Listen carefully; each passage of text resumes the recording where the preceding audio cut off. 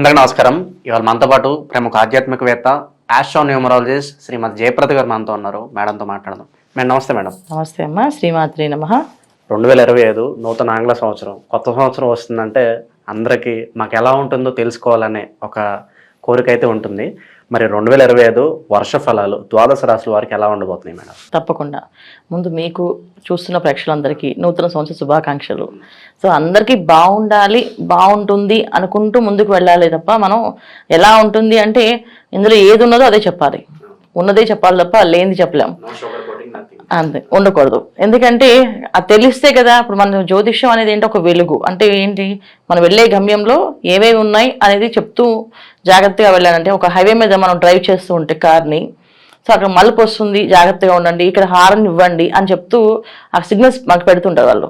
So ఎందుకు అంటే drive చేసే వాళ్ళు సేఫ్గా రీచ్ అవ్వడానికి, ఆ గమ్యం వెళ్ళడానికి మనకు పెట్టే హెడ్లైన్స్ లాగా వాళ్ళు హెడ్స్ మనకు పెడుతుంటారు.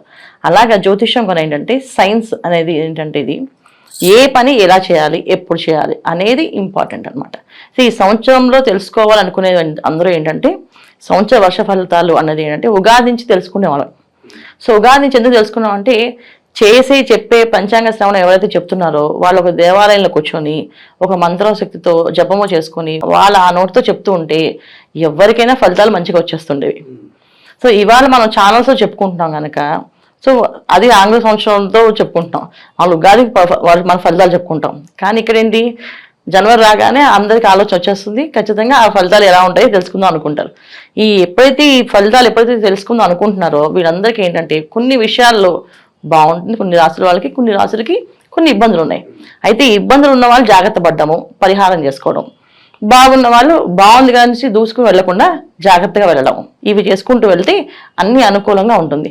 అయితే ఏ రాశుల వాళ్ళకి బాగుంది, ఏ రాశుల వాళ్ళు బాగాలేదని మనం చెప్పుకుందాం.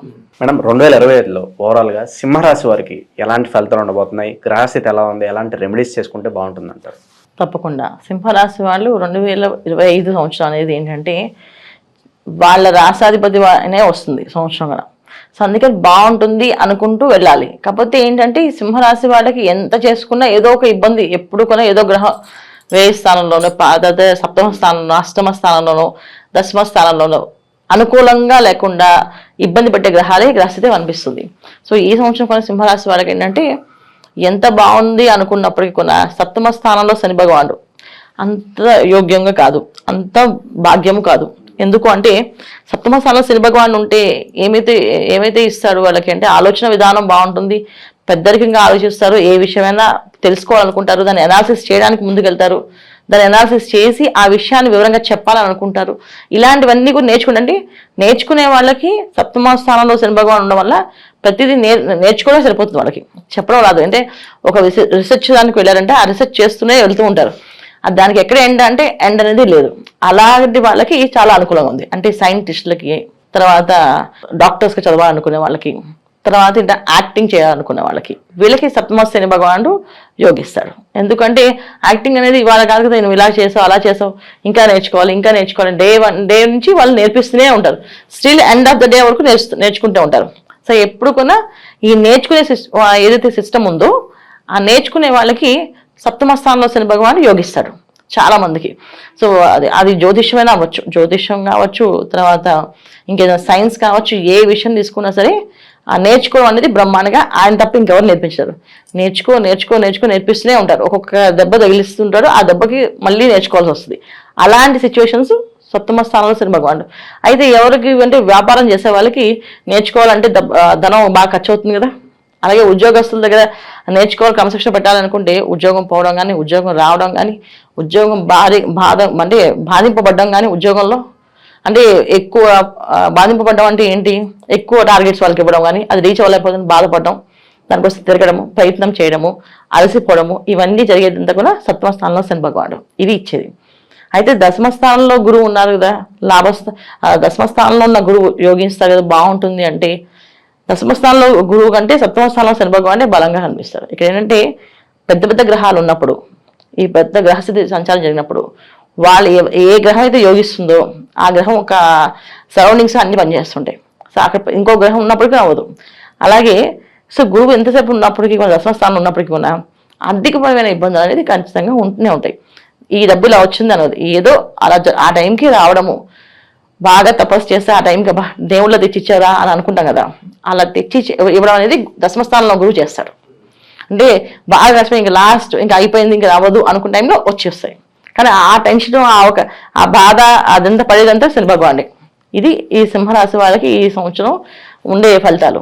అయితే ఏంటంటే మార్చి నుంచి శని భగవాన్ మారి అష్టమ శని భగవానుడు.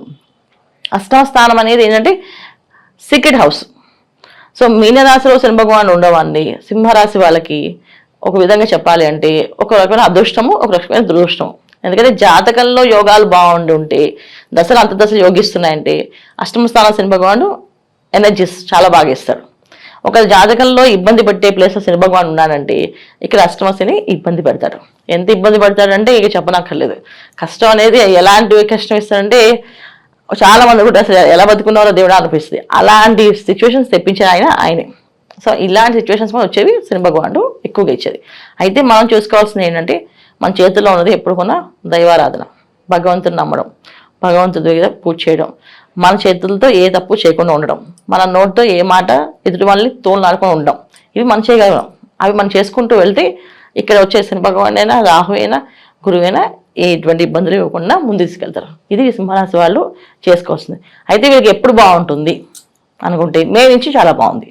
సో గురువు ఎప్పుడైతే లాభస్థానంలో మారుతాడు, ఇప్పుడు దాకా దశమస్థానంలో గురువు ఎప్పుడైతే వీళ్ళకి లాభస్థానంలో మారుతారో అప్పుడు వీళ్ళకి అన్ని అనుకూలంగా అనుకున్నట్టు జరగడము, వివాహాలు జరగడం కానీ, వివాహ ప్రయత్నంలో ఉన్న వాళ్ళకి వివాహాలు రావడం, మంచి సంబంధాలు రావడం. ఇప్పుడు కూడా సంబంధాలు వస్తూ ఉంటాయి, కానీ అంత అనుకూలంగా ఉండవు. నచ్చిన వాళ్ళు రాకపోవచ్చు, వీళ్ళు నచ్చినట్టుగా ఉండకపోవచ్చు, చేసుకున్న వివాహం మళ్ళీ ఇబ్బంది పడి దాన్ని వదిలించుకోవాల్సి వచ్చే పరిస్థితి రావచ్చు. ఇవన్నీ జరుగుతాయి.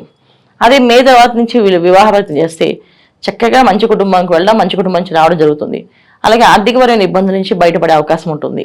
వ్యాపారం చేసుకునే వాళ్ళకి కొత్త కొత్త వ్యాపారాలు చేయాలనే ఆలోచన పెరుగుతుంది.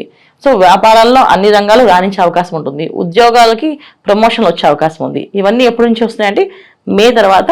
సో జూన్ జూలై నుంచి వీళ్ళకి మారుతూ ఉంది లైఫ్ స్టైల్, చాలా బ్రహ్మాండంగా బాగుంటుంది. అయితే ఈ 6 నెలలు కొంచెం వీళ్ళు జాగ్రత్తగా ఉండడం ఏంటంటే ఎవరిని ఒక మాట అనకుండా మన క్రమశిక్షణగా ఉండి, అప్పుడు ఎవరు క్రమశిక్షణ పెట్టరని. సో ఇంట్లో కానీ బయట వాళ్ళతో కానీ వాదించడం కానీ, వాదనకు దిగడం కానీ, నువ్వేంటి అంటే నేను ఇంత అని చెప్పడానికి ప్రయత్నం చేయడం కానీ అక్కర్లేదు. సరే బాబు నీ ఇష్టం, నువ్వే మంచివాడి వదిలే అని చెప్పి వచ్చేస్తూ ఉంటే అన్ని అనుకూలంగా ఉంటాయి. ఎందుకంటే ఇక్కడ సప్తమ శని భగవానుడు, అష్టమ రాహు. మళ్ళీ వీళ్ళు మారినప్పుడు కొన్ని ఏంటంటే ఒక తెలియని అహంకారాన్ని ఇస్తూ ఉంటారు. వాడు గొడవ పడకపోయినా సరే గొడవ పెట్టేలా చేపిస్తారు వీళ్ళు. సో వెళ్ళి గొడవ పడి ఇబ్బంది పడతాం. దానికంటే కామ్గా వచ్చేయడం అనేది ఉత్తమమైన మార్గం. ఈ సింహరాశి వాళ్ళు ఈ సంవత్సరం అంతా ఏంటంటే కాస్త మౌనాన్ని పాటిస్తే ఏ పనైనా అదే అయిపోతుంది. నామస్మరణ, భగవంతుని ఆరాధన చేస్తూ ఉండాలి. మేడం అలాగే సింహరాశి వారు ఈ సంవత్సరం అంతా చేసుకోవడానికి వీలుగా ఉండేలాగా ఏదైనా రెమెడీస్ ఏదైనా ఉంటే తెలియజేయండి మేడం. తప్పకుండా. సింహరాశి వాళ్ళు ఈ సంవత్సరం అంతా చేసుకుంటే శివారాధన, శివుడికి అభిషేకము, శివాయ గురువే నమః అనుకోవడము, ఈ మంత్రాన్ని ఎక్కువగా జపం చేయడము, ఈ మంత్రంతో ఎక్కువ సార్లు ఎప్పుడైనా కోపము టెన్షన్ వస్తే ఆ మంత్రాన్ని ఎక్కువ స్మరించడం. శివాయ గురువే నమః అనే మంత్రం చాలా సింపుల్ది, చక్కగా నామమంత్రం అంటుంది. ఈ నామమంత్రాన్ని చక్కగా స్నానం చేసి పొద్దున్నే ఒక 100 నిమిషాలు అనుకుని బయటికి వెళ్తే అన్ని అనుకూలంగా మారుతుంది. తర్వాత రుద్రాభిషేకం చేయించుకోవడము, ఇంట్లో రుద్రాభిషేకం చేయడము, ప్రతి గురువారం సాయంకాలం ప్రదోషకాలంలో నందీశ్వరుడితో పాటు శివుడు కూడా అభిషేకం చేస్తారు. అక్కడ నక్షత్ర హారతి కూడా ఇస్తుంటారు. అలాంటి దేవాలయాలకు వెళ్ళడము, ప్రదక్షిణ చేయడము, అక్కడ ఆ నక్షత్ర హారతి దర్శనం చేసుకోవడము, దండం పెట్టుకుని రావడము చేయడం వల్ల అన్ని అనుకూలంగా మారుతుంది వీళ్ళకి. ఇది వీళ్ళు చేయాల్సిన ప్రయత్నం. అయితే క్షేత్ర దర్శనాల్లో వెళ్ళాలి అనుకుంటే అరుణాచల క్షేత్రం వెళ్ళాలి. అరుణాచల క్షేత్రంలో వెళ్ళి గిరి ప్రదక్షిణ చేస్తూ ఉంటే చాలా అనుకూలంగా మారుతుంది. జనవరి మొదటి వారమే చక్కగా వెళ్ళి వీలైతే చేసుకుని వస్తే ఇంకా బ్రహ్మాండంగా మే నుంచి వచ్చే ఫలితాలు జనవరి నుంచి వచ్చే అవకాశం అరుణాచలేశ్వరుడు ఇస్తాడు, చేసుకోవచ్చు.